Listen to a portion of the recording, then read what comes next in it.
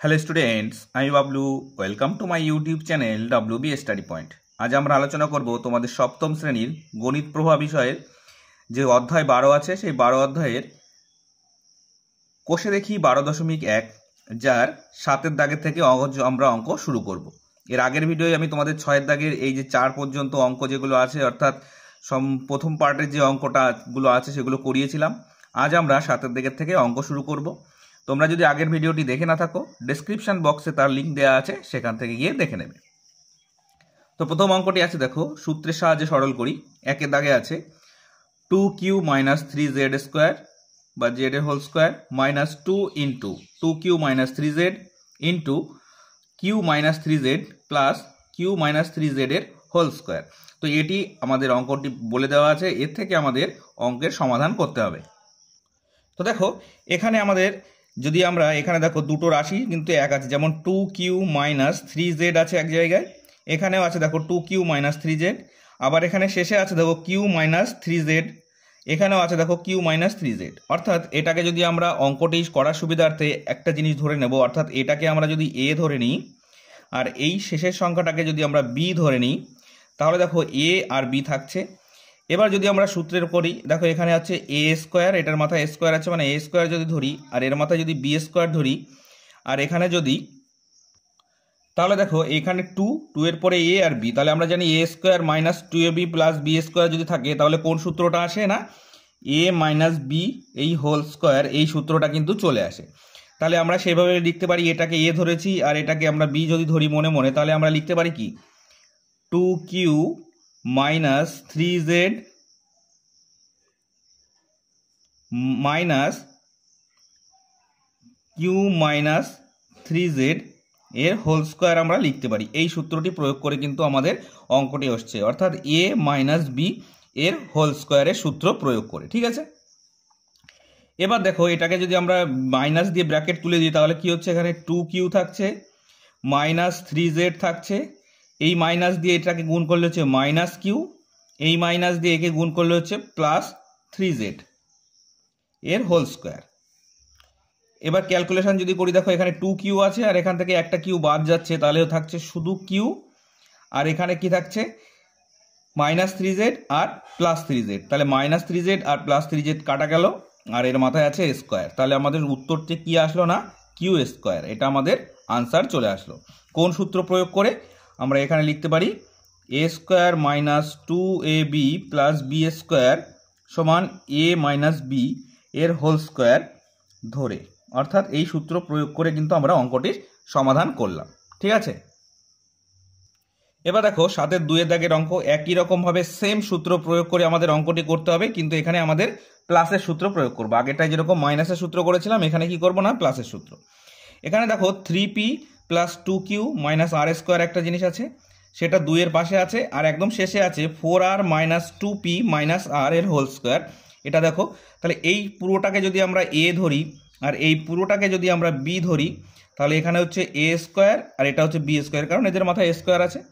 আর এখানে সূত্রে 2 আছে, 2 এর পরে a আর আছে b, তাহলে কি হচ্ছে 2ab। তাহলে আমাদের দেখেই বুঝতে পারছি আমরা a প্লাস বি হোল স্কোয়ারের সূত্র প্রয়োগ করে অঙ্কটি করা হয়েছে। সেই জন্য আমরা এখানে এরকম লিখবো, অর্থাৎ দেখো এখানে লিখবো 3p plus 2q minus 4r, এটা হচ্ছে আমরা লিখলাম a, আর এখানে প্লাস, তারপরে কি আছে 4r minus 2p minus q, এটা হচ্ছে b, তাহলে a plus B whole square হয়ে গেল। এবার এর থেকে আমরা ক্যালকুলেশন করব, অর্থাৎ আমাদের ব্র্যাকেট তোলার জন্য কি করতে হবে না, এই প্লাস চিহ্ন দিয়ে ভিতরেগুলো গুণ করে দিতে হবে। তাহলে দেখে নেব কি হবে, এখানে হচ্ছে 3p plus 2q minus 4r, এবার প্লাস দিয়ে সবকটাকে গুণ করব, তাহলে সবকটা গুণ করলে এই ভিতরে যে চিহ্নগুলো আছে সেগুলোই হবে, অর্থাৎ 4r হবে মাইনাস 2p হবে আর মাইনাস q হবে এর হোল স্কোয়ার। ঠিক আছে, তো আমরা এখানে লিখতে পারি এরকম সেকেন্ড ব্র্যাকেট দিয়ে, আমাদের লিখে দিতে হবে কোন সূত্র প্রয়োগ করেছি না, a square plus 2ab plus B square সমান a plus B whole square ধরে, অর্থাৎ এটা আমরা ধরে নিয়েছি। এই সূত্র প্রয়োগ করে কিন্তু আমরা অঙ্কটি পাঠিয়েছি। ঠিক আছে, এই সূত্রটা প্রয়োগ করে তোমাদের কিন্তু এক্সামিনারকে বোঝানোর জন্য এই সূত্রটি পাশে লিখে দিতে হবে। ঠিক আছে, এবার দেখো এখানে আছে 3p আর এখানে আছে 2p, চলে যাচ্ছে, তাহলে থাকছে কি শুধুমাত্র 2p থাকছে।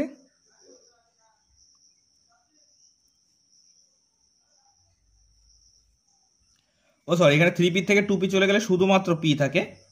এরপরে আমাদের কি দেবো জানা, দেখো এই 4r প্লাস আর এই 4r প্লাস আর মাইনাস কাটা গেল।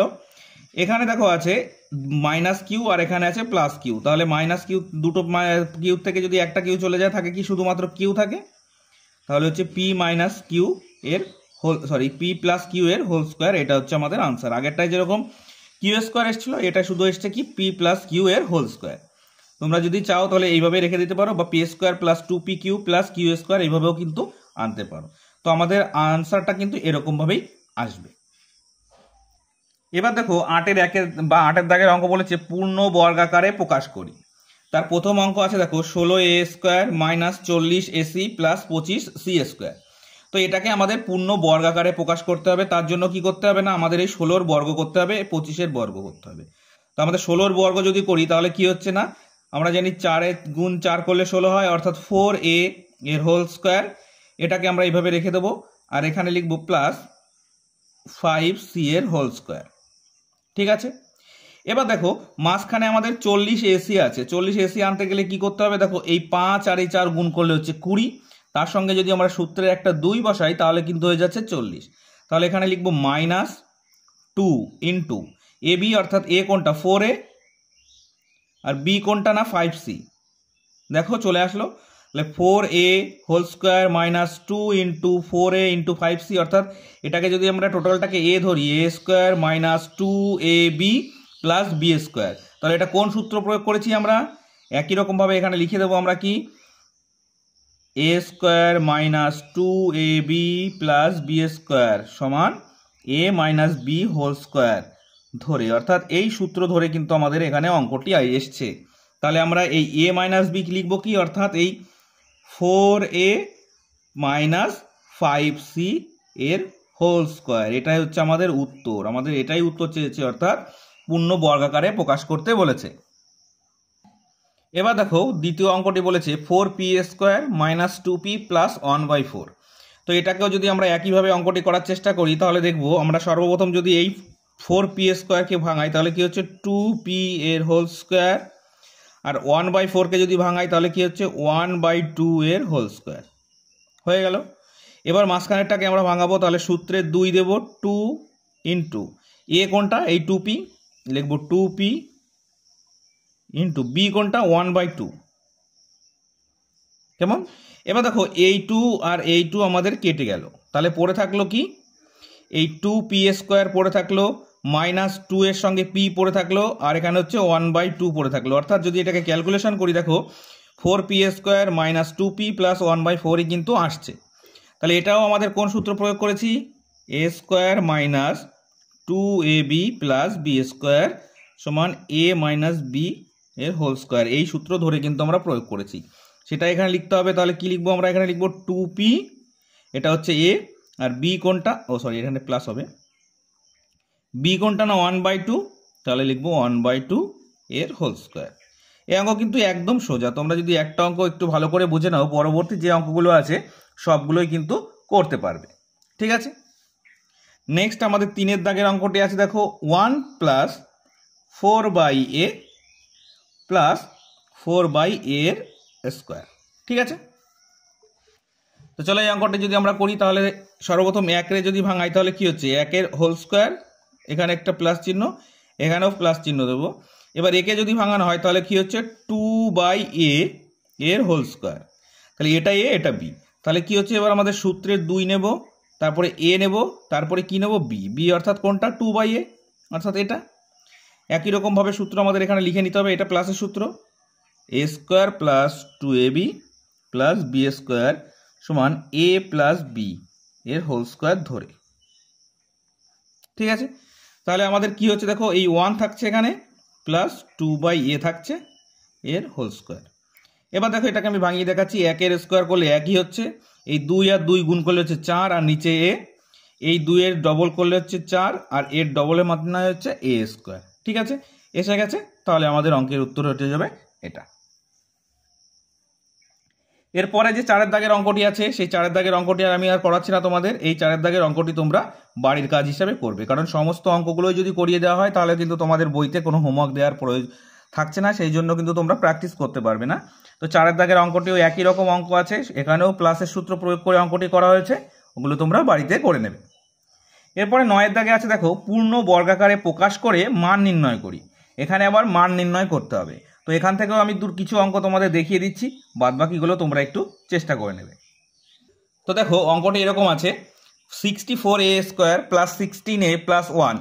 এখানে বলে দিয়েছে যখন a সমান 1 অর্থাৎ এর মান 1 দেওয়া আছে, তাহলে আমাদের এটাকে কি বলেছে, পূর্ণ বর্গাকারে প্রকাশ করতে হবে। তো আমরা একদম পূর্ণ বর্গাকারে প্রকাশ করে নেবো একদম সেই নিয়ম অনুযায়ী। তাহলে এখানে হবে 8a² + 2 × 8a × 1 + 1² আর বোঝাচ্ছি না, কারণ আগে যে অঙ্কগুলো করিয়েছি সমস্তটাই কিন্তু এই একই নিয়মে হয়েছে।